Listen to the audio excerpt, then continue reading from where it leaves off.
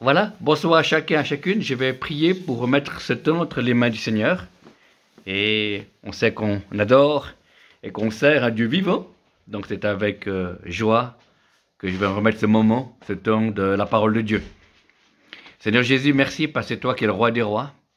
Tu es le Messie d'Israël et tu es le chef de l'Église. Et c'est avec joie, Seigneur, qu'on t'invoque pour que tu puisses nous conduire de ce temps de la proclamation de la parole, Seigneur. Merci de nous parler. La foi vient de ce que l'on entend. Est-ce que le temps vient de la parole de Dieu? Merci pour ce thème que tu m'as demandé d'aborder, Seigneur, qui m'a étonné. Mais je veux t'obéir, Seigneur, et je suis content d'être là avec mes frères et sœurs. Alors nous voulons lier l'attaque du malin dans le nom de Jésus, amener tout le peuple captif à la puissance de la parole de Dieu, et nous proclamons que l'Esprit du Seigneur, la haie, la liberté. Nous lions l'attaque du malin, et nous proclamons le shalom de Dieu sur chacun de nous. Seigneur, comme c'est marqué dans Romains 8, il n'y a plus de condamnation pour ceux qui sont en Jésus-Christ. Dans le nom de Jésus, Amen et Amen. Voilà, ça fait plaisir de vous retrouver dans ce lieu où j'ai eu l'occasion de venir quelques fois pour y amener la parole. Et quand on m'a demandé un thème, j'ai prié le Seigneur et le Seigneur m'a pas parlé tout de suite, donc je savais pas sur quel thème j'allais aborder. Mais le Seigneur connaît toutes choses, Amen. Donc il m'a dit, tu vas parler sur une question que beaucoup de personnes croient. Alors, le titre de la prédication de ce soir s'intitule « Pourquoi certains chrétiens n'arrivent pas à entendre Dieu ?» Voilà. Le titre du message de ce soir, c'est « Pourquoi certains chrétiens n'arrivent pas à entendre Dieu ?» Alors, je vous invite à prendre la parole, sur n'importe quel support, dans l'évangile de Jean 10, versets 27 à 28. Jean 10, versets 27-28. Je vais lire de la version second 21. « Mes brebis écoutent ma voix. Je les connais et elles me suivent. » Verset 28. « Je leur donne la vie éternelle.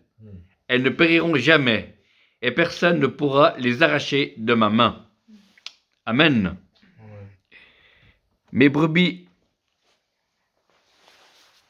écoutent ma voix, et je les connais, et elles me suivent. Voilà, c'est la grande question qu'on m'a eu posée, Martin, depuis des années que je suis dans l'église. Pourquoi il y a des gens qui arrivent à entendre Dieu et d'autres n'arrivent pas à entendre Dieu? On sait que Dieu peut s'adresser à des non-croyants.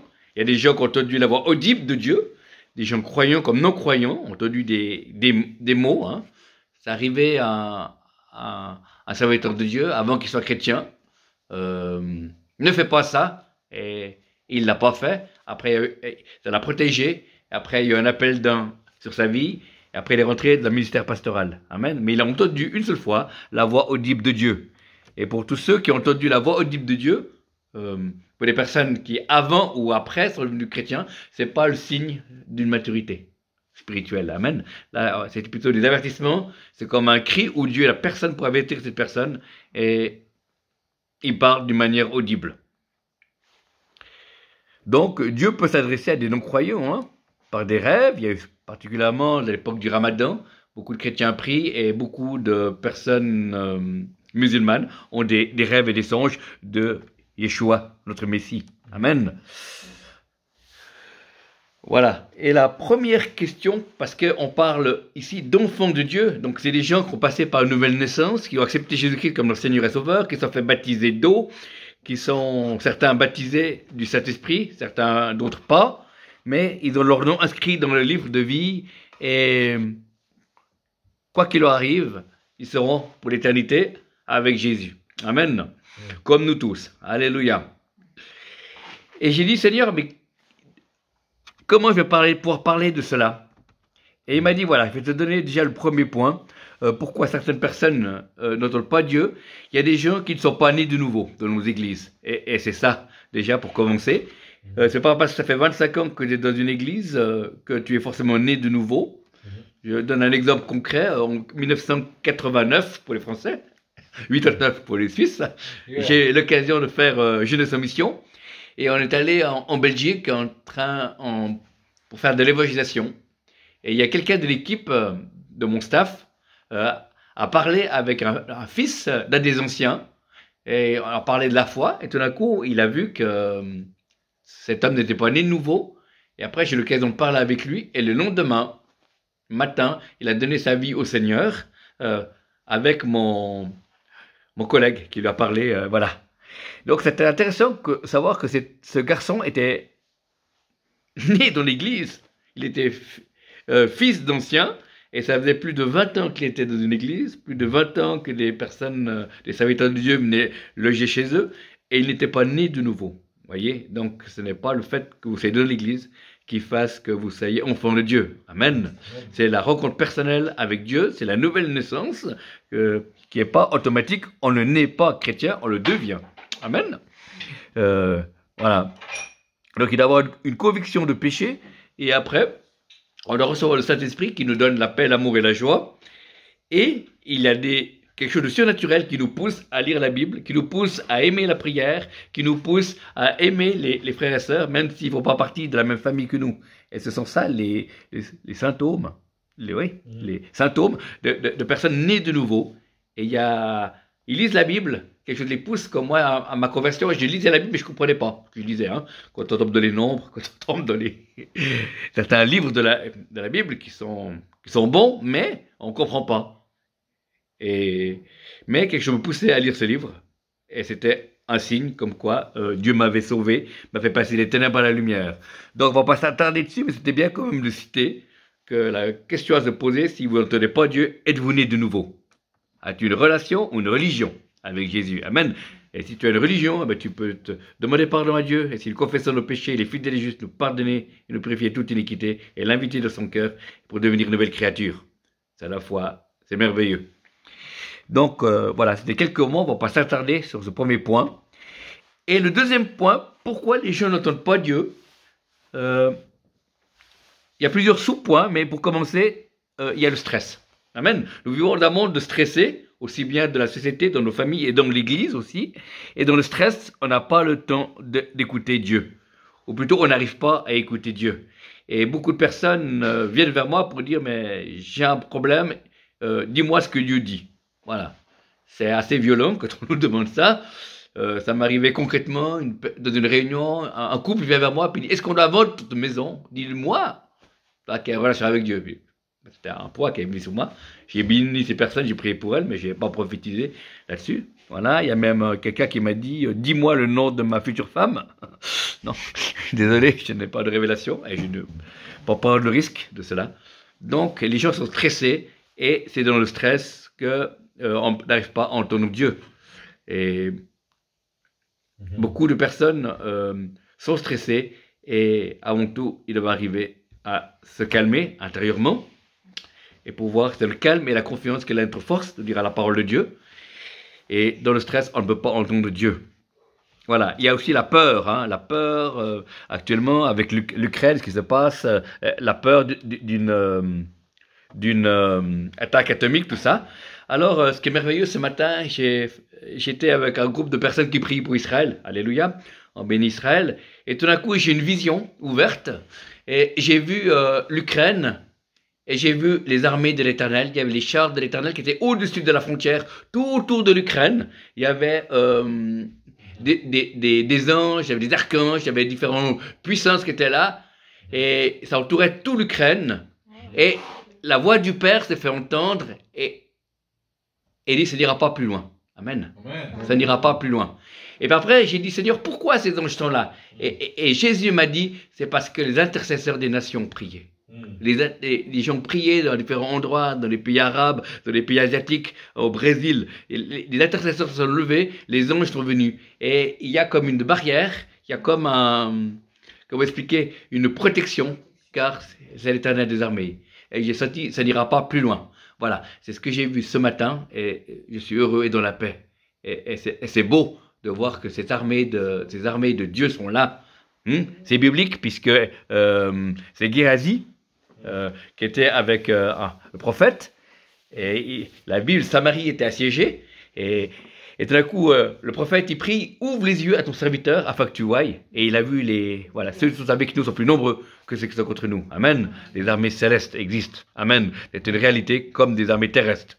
Et pour rassurer les gens, voilà, c'est Dieu qui décide jusqu'où va le mal, pas plus loin. Amen. Quand le diable, je finis ces parenthèses, le diable voulait faire du mal à Job, il a dit oui, je te l'accepte, mais ne touche pas à sa vie. C'est intéressant. Il a dit, ben, je vais le faire un coup tordu à Job, je vais le tuer. Non, Dieu a clairement dit, et le diable s'est soumis, tu peux toucher sa santé, mais ne prends pas sa vie. Amen. Donc, nous savons que Jésus est vainqueur. Amen. L'ennemi est vaincu, mais il a un pouvoir limité. Amen. Voilà. Et moi, personnellement, je ne crois pas qu'il puisse y avoir une guerre atomique pour l'instant, puisque ma Bible dit à moi que la terre est réservée pour le feu. Amen. Donc, il y a un jugement de Dieu qui va tomber sur la terre à un moment donné. Et voilà. Et je ne crois pas qu'il y a forcément une guerre atomique. Et puis, je ne crois pas que Jésus va revenir cette nuit. Amen. Voilà. Parce que la Bible dit, ma Bible à moi dit, que les hommes qui auront paix et sûreté sur la terre, c'est là qu'une ruine soudaine les surprendra. Et pour moi, à mon avis, c'est pas après le Covid, après, voilà, c'est cette peur de guerre que les gens peuvent dire paix et sûreté. Voilà. C'est certains indices que je vois, et dans certains mouvements prophétiques, il n'y a pas eu de personnes qui ont reçu comme quoi il allait y avoir une guerre nucléaire, ou qui, voilà. Jésus revient bientôt, on est toujours plus proche du retour de Jésus, amen, mais on ne sait ni jour ni l'heure, amen. Donc, on n'entend pas la voix de Dieu parce qu'on est stressé, les enfants de Dieu sont stressés, ou parce qu'on a peur. Alors des fois, on a peur et certaines personnes veulent avoir un maximum de prophéties, un maximum de révélations pour ne pas souffrir. Et c'est faux. Amen. Voilà. Comme disait un prophète, Dieu ne révèle pas ses plans à ceux qui veulent savoir, mais Dieu révèle ses plans à ceux qui veulent lui obéir. Amen. C'est différent. Dieu ne révèle pas ses plans à ceux qui veulent savoir, mais Dieu révèle ses plans à ceux qui veulent lui obéir. Amen. Et nous avons besoin de la Bible au premier, la foi est ce que l'on entend, et que de la parole de Dieu, et on a aussi besoin de paroles prophétiques précises dans certains aspects de nos vies. Amen. L'apôtre Paul dira à Timothée, combat le bon combat de la foi avec les paroles prophétiques que tu as reçues de la part des anciens avec la position des mains. Amen. Donc on voit qu'il y a la parole, la Torah, la parole de Dieu écrite, où Dieu nous parle au travers de sa parole. C'est le premier moyen, numéro 1. Donc si tu lis pas ta Bible, Dieu ne peut pas te parler. Si tu lis ta Bible, il y a une possibilité que Dieu te parle au travers de la parole de Dieu. Ensuite, il y a la fatigue. Amen. Quand je suis fatigué, je n'arrive pas à entendre Dieu. Amen. Et voilà. Je vais dormir. Et je vis le verset merveilleux, Seigneur, donne-toi si bien aimé quand tu dormes. Amen. Et voilà. La fatigue nous empêche d'entendre Dieu. Amen. C'est vrai, puisque les disciples qui n'ont pas pu veiller 1 heure avec Jésus, ils sont endormis. Amen. Donc on voit que quand on est fatigué, on ne peut pas entendre Dieu. Et des fois, dans les moments de ministère, quand on prie pour des gens, à la fin, quand j'ai fini le ministère, des gens qui veulent encore la prière, qui veulent les paroles prophétiques, je ne peux pas, je suis fatigué. Et je leur dis aux gens, non, je ne peux pas, parce que je suis fatigué. Et quand je suis fatigué, je n'ai plus la même écoute par rapport à Dieu. Amen. Voilà. Dieu peut continuer à parler, lui, il est éternel. Amen. Éternellement bon, éternellement amour. Voilà. Dieu parle souvent, mais Dieu parle pas tout le temps. Amen. Ensuite, attitude de cœur, il y a le non-pardon. Le non-pardon peut aussi bloquer la voix de Dieu. Il y a des gens qui écoutent Dieu, puis ils disent, je ne reçois plus rien du tout. Le non-pardon. C'est-à-dire que quand quelqu'un te fait du mal, principalement quelqu'un de ta famille physique ou spirituelle, il faut que tu puisses arriver à pardonner. Amen. Comme Jésus pardonneur, ils ne savent pas ce qu'ils font. Et parce que le non-pardon bloque la main de Dieu, bloque l'action de Dieu, mais également la voix de Dieu. Amen. Mais la bonne nouvelle, c'est que si nous confessons nos péchés, il est fidèle et juste nous pardonner et nous purifier de toute iniquité. Voilà. Alors si quelqu'un a du non-pardon, il ne faut pas s'attendre que Dieu lui parle. Amen. Et c'est un blocage jusqu'à qu'on confesse nos péchés. Amen. Dieu nous aime, mais il n'aime pas le péché. Amen. J'aime beaucoup Carlos Payan qui dit le diable connaît ton nom, mais il t'appelle par ton péché, tandis que Jésus connaît ton péché, mais il t'appelle par ton nom. Amen. Alléluia. C'est différent. Donc, dans les pressions aussi, on ne peut pas entendre Dieu. Voilà. Les chrétiens n'arrivent pas à entendre Dieu. Je prends un exemple. Euh, Quelqu'un se perdrait en voiture, tout à coup dit Seigneur, oui, parle-moi, donne-moi la direction, je dois prendre Lausanne, Genève, ou voilà, une direction de route. Dieu va pas forcément parce qu'il y a une pression qui est là et on va pas entendre Dieu. Amen.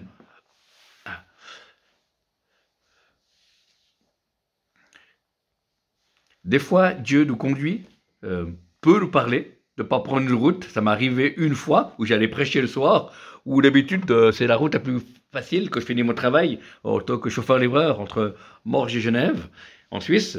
Je prends toujours la même route parce que c'est la route la plus rapide. Et d'un coup, le Seigneur me dit ne prends pas cette route. Et ça m'est arrivé qu'une fois. Hein. Et je ne l'ai pas pris. Et puis j'ai pris une autre route parallèle, et puis on voyait l'autoroute, et puis en effet, il y a eu un accident. Donc si j'aurais pris la route, je serais resté pendant 1h30 ou 2 heures de bouteillage. Mais comme le Seigneur connaît toutes choses, il m'avait averti. Voilà. Et j'ai pu écouter et obéir. Même si j'ai dit, je ne sais pas pourquoi, je ne dois pas prendre cette route. Voilà. Amen. Il y a aussi l'orgueil qui nous empêche de pouvoir entendre la voix de Dieu. Amen. La Bible dit, Dieu résiste aux orgueilleux, mais fait grâce aux humbles. Voilà. Alors l'orgueil, c'est de croire qu'on sait ce que Dieu veut nous dire. Amen. Non, Dieu n'a pas besoin de parler. Je sais ce qu'il veut que je fasse, ou etc. Non. L'orgueil bloque. Amen. L'humilité précède la gloire, l'orgueil précède la chute. Et je crois que c'est orgueilleux aussi de dire bah, Dieu me parlera seulement au travers un pasteur, un prophète, un évangéliste ou un apôtre, mais il ne peut pas parler au travers d'une sœur ou d'un frère de même groupe de prière. Et ça, c'est faux, c'est un mensonge, archi faux. Voilà, Dieu parle au travers de n'importe qui. Amen. Je parle tantôt d'une manière. Amen. Voilà, moi j'ai reçu une parole à travers d'une jeune fille de 12 ans à l'époque, et voilà, et c'est juste. Amen. Moi j'écoute toutes les prophéties qu'on peut me dire, mais je n'obéis pas à toutes, parce que je ne serai plus de la foi actuellement, mais j'écoute au moins, amen, parce que je me dis, Dieu peut peut-être encore parler au travers de quelqu'un, quelqu'un qui peut très bien avoir des difficultés, parce qu'il a une foi vacillante, ou quelqu'un peut parler au travers d'une personne âgée, voilà, et où Dieu ne peut pas parler. La crainte aussi m'empêche aussi de pouvoir entendre la voix de Dieu, et empêche certaines personnes. Donc la crainte, pourquoi? La crainte vient par le manque de connaissance de Dieu. Dieu est toujours bon, amen. Certains disent, si je parle à Dieu, il va me dire tout ce qui ne va pas. Amen. Mais non, Dieu va te dire qu'il t'aime au premier et que tu es son fils et que tu es sa fille. Et puis s'il y a un domaine qui ne va pas, il va te le dire. Amen. Il ne va pas te laisser comme ça dans l'incertitude. Amen. Il va dire que ça, c'est... Il faut penser à arrêter. Arrêter de fumer, un exemple. Voilà. Mais c'est pas parce que tu fumes, tu n'es pas aimé de Dieu. Amen. Tu es aimé quand même de Dieu. Mais il va te demander à un moment donné d'arrêter la cigarette. Amen. Parce que ça détruit le temps de cet esprit qui est ton corps, et tu peux avoir des maladies, etc. Voilà. Dieu est amour. Amen. Et Dieu nous invite, nous presse à enlever des choses pour simplement qu'il y ait plus de place pour lui. Voilà la raison. Parce que dans l'église, on a voulu enlever des choses de la vie des gens, mais on l'a réemplacé et il y a eu un vide. Et les gens sont tombés dans la dépression. Mais si tu enlèves des choses parce qu'il y a plus la présence de Dieu, parce qu'il y a plus l'amour de Dieu, parce qu'il y a plus une onction sur ta vie, alors là, ça vaut la peine d'enlever certaines choses. Amen. Mais si tu pourrais rien avoir en échange, alors voilà, je comprends. J'ai aussi passé par là, on m'a dit d'enlever des choses et j'ai rien eu en échange. Et ça marche pas longtemps. Il y avait, j'étais malheureux. Voilà, il y a comme un joug qui vient. Et puis après, j'ai enlevé des choses, puis après, Dieu est venu, et il y a plus de la présence de Dieu. Alors là, ça vaut la peine de changer. C'est la marche de la sanctification, la marche par la foi, la marche dans l'humilité et la révélation. Donc voilà pourquoi les chrétiens n'entendent pas Dieu, quand ils sont stressés, quand ils ont peur, quand ils sont fatigués, quand il y a du non-pardon, quand il y a la pression, quand il y a de l'orgueil, quand il y a la crainte et la peur. Et je tiens aussi à dire, il y a eu un pasteur qui s'appelait Pierre Puchel, un homme de Dieu que j'aimais beaucoup, et maintenant il est auprès du Seigneur, mais il expliquait que aussi certaines personnes n'entendent pas Dieu quand ils ont fait partie de sectes avant d'être chrétiens. Certains ont fait partie des témoins de Jéhovah, ou certains ont fait partie de sectes qui étaient contre le surnaturel. Il y a comme un esprit qui est là, un blocage. Les gens ont besoin de délivrance pour pouvoir entendre la voix de Dieu, parce qu'il y a une crainte qui vient, il y a une incrédulité qui vient, parce que c'est pas l'esprit de Dieu qui touche ces sectes, c'est l'esprit qui vient d'en bas, et ça aussi enlève l'écoute de la voix de Dieu. Amen. Alléluia. Mais tout le monde ne veut pas de secte, mais si les gens viennent de certaines sectes où il y a contre le surnaturel, eh ben, il y a besoin de délivrance pour pouvoir entendre la voix de Dieu. Et le troisième point que nous allons voir, c'est pourquoi les gens n'arrivent pas, certains chrétiens n'arrivent pas à entendre la voix de Dieu, simplement parce qu'ils n'ont pas appris Moi, j'ai appris à lire et écrire, comme la majorité des gens qui sont en Suisse et dans d'autres pays. Voilà, mais il y a certaines personnes, même en Suisse, qui sont illettrées, voilà, qui n'ont pas appris à lire et qui n'ont pas appris à écrire. Et ces gens-là ne peuvent pas lire et écrire, voilà, parce qu'ils n'ont pas appris. Voilà. Mais il y a aussi la grâce de Dieu qui est exceptionnellement en mission. On m'a raconté l'histoire de ce missionnaire qui avait apporté la parole de Dieu dans une petite tribu retirée et les gens sont convertis. Mais lui, il n'était plus là. Donc il a prié, et les gens sont convertis et il a laissé une Bible quand même au chef du village. Mais personne ne pouvait la lire parce qu'ils étaient tous illettrés. Et il y a eu un miracle, tout d'un coup, il y a eu quelqu'un du village qui avait un appel pastoral. Donc, tout d'un coup, il a pris cette Bible comme ça pour voir un peu, feuilleter, et tout d'un coup, il a compris ce qu'il lisait. Et quand c'est la Bible, il arrive à lire quand tu lui donnes des journaux du monde ou des catalogues des magazines, il ne lit pas. Il n'arrive pas à lire. Et chaque fois que c'est la Bible, il arrive à lire parce qu'il fallait quelqu'un pour nourrir le peuple de Dieu, pour ce village, voilà. Et c'est incroyable et c'est merveilleux, ce miracle où cette personne ne sait pas lire, ne sait pas écrire, mais quand il prêche, il arrive à lire la Bible, citer les passages qui sont dans la Bible. Amen. Notre Dieu est merveilleux. Rien n'est impossible à Dieu, mais ça c'est une exception. Amen. Sinon, on doit aller à l'école et lire. Voilà. Et c'est pour ça qu'actuellement, il y a plusieurs personnes qui organisent des écoles prophétiques où on apprend à entendre la voix de Dieu. Moi, j'ai appris à lire une vision. On m'a écouté prophétiser. Il y a un prophète que j'ai fait une formation prophétique d'une semaine. Il y avait un prophète qui était là, puis il m'a dit, vas-y Martin, prophétise. Puis j'ai prophétisé, puis après il m'a dit, je vais t'expliquer. Tu parles trop vite, dans le sens, il faut attendre que tu aies toute la pensée de Dieu. C'est pas parce que tu as un bout de pensée qu'il faut parler. Voilà. Ok. Et c'est comme ça que je me suis amélioré. Mais c'était beau. Il m'a pas cassé, il m'a dit, t'es nul. Non, pas du tout. Il m'a dit, non, c'est bien. Il y a l'inspiration du début, mais tu parles trop vite. Voilà. Et on a besoin de faire des écoles prophétiques où on apprend à écouter la voix de Dieu. Amen. On apprend à exercer les dons. Mais certains disent, mais c'est de Dieu, on n'a pas besoin d'apprendre. Alors, je dirais, au temps de réveil, s'il y a vraiment des choses surnaturelles, une présence de Dieu qui est particulière, ça je suis sûr, il n'y a pas besoin. Mais actuellement, nous ne sommes pas au cœur du réveil. Amen. Mais on doit apprendre. Et c'est pour ça qu'à différents endroits, il y a des écoles prophétiques qui se font en ligne. Il y en a qui se font sur place. J'ai eu l'occasion d'être invité pour partager certaines sessions. Voilà. Dans ces écoles prophétiques. Et c'est bon. Et les gens sont intéressés à mieux entendre la voix de Dieu. Et on a besoin de s'exercer. C'est pour ça, parce que quand on a des décisions à prendre, ce n'est pas le moment qu'on apprend à écouter la voix de Dieu si vous devez changer de métier, déménager ou savoir si c'est Dieu vous appelle à collaborer dans une œuvre chrétienne. Ben c'est pas à ce moment-là, c'est tellement important qu'on apprend. C'est avant. Amen. C'est intéressant de voir Job. Job, dans l'Ancien Testament, il a soigné sa relation avec Dieu quand tout allait bien. Parce qu'il faisait des prières pour... si ses enfants avaient péché, c'est pas sûr, pour demander pardon déjà d'avance, si ses enfants avaient péché dans leur banquet. Amen. Et après, quand le diable lui a tout enlevé, il ne lui restait plus qu'une chose, c'est sa relation avec Dieu. Et c'est ça qui l'a sauvé. Joseph, c'est la même chose.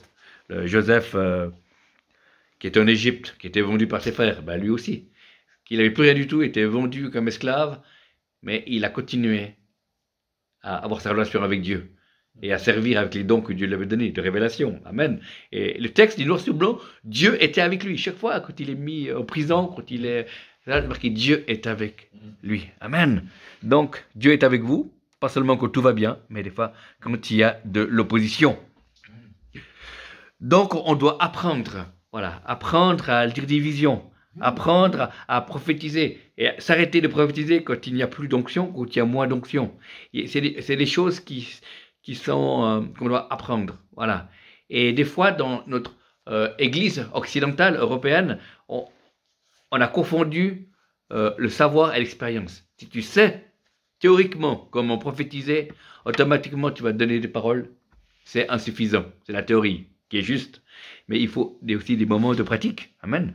On doit s'exercer, avoir des pensées. Et au début, c'est général. Des fois, on a un mot. Après, ça grandit. On a des phrases. Après, on prend de l'assurance. et on peut avoir des choses de plus en plus précises. Amen. On va de gloire en gloire. Amen. Quand vous voyez des serviteurs de Dieu, mais ils n'ont pas commencé tout de suite avec des grandes prophéties de 10 minutes, quart d'heure ou plus, mais ils ont commencé petit. Et Dieu rajoute. Dieu est un Dieu de multiplication. Dieu est un Dieu qui veut donner plus. Mais pour cela, il faut déjà être fidèle avec ce que l'on a. Amen. Ne pas mépriser les petits commencements. Au début, quand j'ai commencé à prophétiser, les gens m'ont dit Martin, c'est pas la prophétie. Parce que tu ne prophétises pas 10 minutes, quart d'heure sur les gens. Bon, pour certaines personnes, si on ne prophétise pas 10 minutes, quart d'heure sur les gens, c'est pas la prophétie. Mais moi, je tiens à vous dire que ce n'est pas la durée de la prophétie qui est important, c'est la révélation. Si vous êtes une phrase à une personne et que ça change la vie de cette personne, ben amen, c'est bon.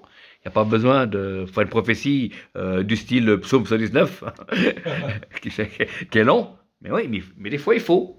Des fois, j'ai entendu des prophéties qui duraient 10 minutes, des réunions, ou 15 minutes sur une personne, parce que la personne avait besoin, et Dieu, qui connaît tous les cœurs, eh ben, a transmis cela. Mais ce n'est pas la marche normale. Voilà. Donc, il nous faut apprendre à écouter la voix de Dieu. Et le problème qu'il y a, c'est que plusieurs fois dans les églises, j'ai entendu ça, le pasteur disait il faut écouter Dieu. Mais on n'a pas appris aux chrétiens comment écouter Dieu. C'est comme si on disait nager. Voilà. Ils n'ont jamais appris à nager, les gens. Voilà.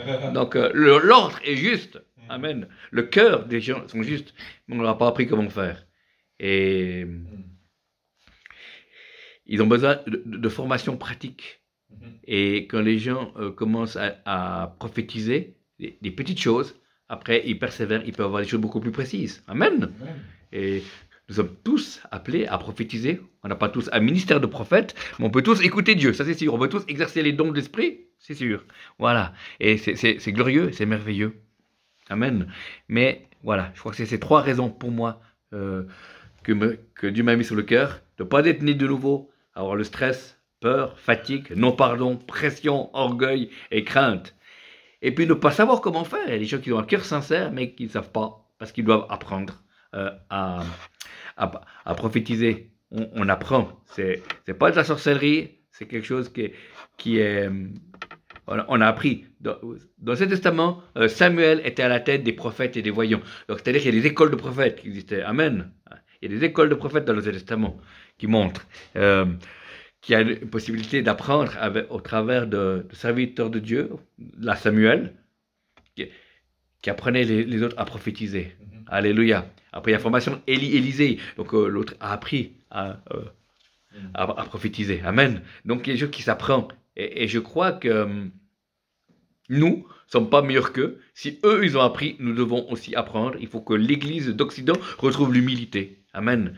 Et le Seigneur m'a révélé il y a 2 ans en arrière, comme quoi l'Église francophone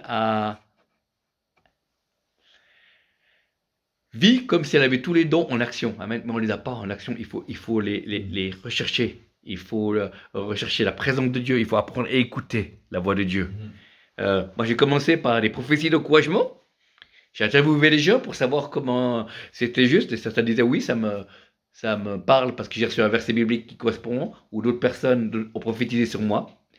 Et puis quand la même voix où j'encourageais les gens me dit « Martin, je veux guérir quelqu'un du diabète. Martin, je veux guérir quelqu'un d'une certaine maladie. » Comme c'est la même voix qui encourageait, je la reconnais, c'est la même voix qui encourageait les gens, où j'ai encouragé les gens depuis plusieurs années, et ben je crois que cette même voix, c'est la voix du Saint-Esprit.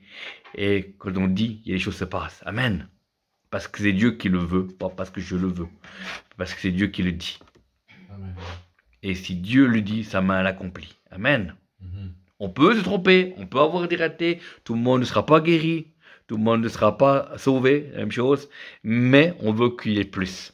Moi, je suis pour plus. Plus de guérison, plus de conversion, plus de présence de Dieu, plus de louanges, plus de repentance, plus de sainteté. Je suis plus pour tout. Je suis un chrétien, plus. Amen. Amen. Amen. Plus de la présence de Dieu. Amen. Et moins de nous. Et en tant que peuple de Dieu, frères et sœurs, je vous encourage vraiment à continuer. C'est le grand défi pour le nouveau converti, comme pour quelqu'un qui fait 30 ans qu'on est chrétien, c'est apprendre à écouter la voix de Dieu et pouvoir avancer. Pas de la peur, mais dans la prudence. Alléluia. Parce que les gens ont commencé à prophétiser des choses bonnes, mais ils veulent déjà diriger la vie des uns et des autres ou révéler des péchés. C'est des choses qu'il ne faut pas faire parce que vous n'avez pas l'onction. En tout cas, actuellement, vous n'avez pas l'onction. La prophétie est là pour encourager, édifier. Amen. Consoler. Les avertissements, les remises de questions, les dévoilements de péchés et les choses, c'est vraiment les ministères de prophètes et les ministères d'Éphésiens 4:11 qui sont là. Amen. Voilà, même si ça vous dérange, mais c'est comme ça, parce qu'il y a eu tellement de choses qui ont été dites ou j'entends, et que c'est pas ça du tout. Amen. Et on blesse les gens, on fait croire à les gens qu'il y a des révélations, il n'y a rien du tout, et les gens sont dégoûtés de la prophétie. Et moi, en tant que ministère prophétique, je veux vous demander pardon si vous avez été blessé par les dons de l'esprit, par l'exercice des personnes ou par le caractère des gens qui ont exercé les dons de l'esprit sur vos vies. Je vous demande pardon et nous vous délions dans le nom de Jésus et que vous puissiez recevoir les authentiques paroles de Dieu au travers de frères et sœurs ou de serviteurs et servantes authentiques de Dieu. Parce que je crois qu'on a besoin, plus que... Oui, nous avons besoin d'entendre vraiment la voix de Dieu pour nos vies personnelles, pour nos communautés, pour nos églises de maison, pour la nation même. Amen. Pour les choses qu'on doit faire. En tout cas, que le Seigneur vous bénisse et je vais prier, Seigneur.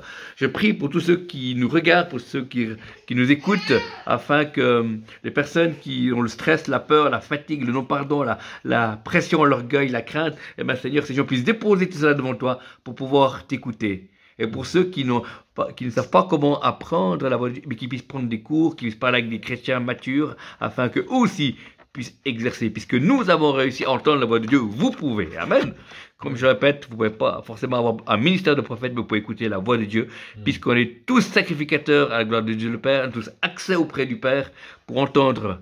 Voilà. Et Dieu parle tantôt d'une manière, tantôt de l'autre. En tout cas, soyez patients. Dieu va vous faire grandir. Dieu ne vous a pas oublié. Et je crois que c'est important de savoir que vous avez été créés pour le plaisir de Dieu. L'Éternel Dieu est au milieu de toi comme un héros qui sauve. Il fera de toi sa plus grande joie. On a été créés pour être guéris. Amen. On a été créés pour entendre Dieu. On a été créés pour être collaborateurs avec Dieu, pour être de la famille de Dieu. Donc, les choses anciennes sont passées, toutes choses sont en train de devenir nouvelles. N'ayez pas peur d'écouter, n'ayez pas peur de vous tromper. Moi aussi, je me suis trompé à mes débuts. N'allez pas trop vite, mais allez avancer. Si vous continuez à avancer, vous persévérez, percez et vous verrez que les choses sont différentes. Et vous allez voir qu'on commence petit et avec Dieu, ça rapporte gros. Amen. Alléluia. Que le Seigneur vous bénisse. En tout cas, shalom. Merci et à la prochaine. Amen.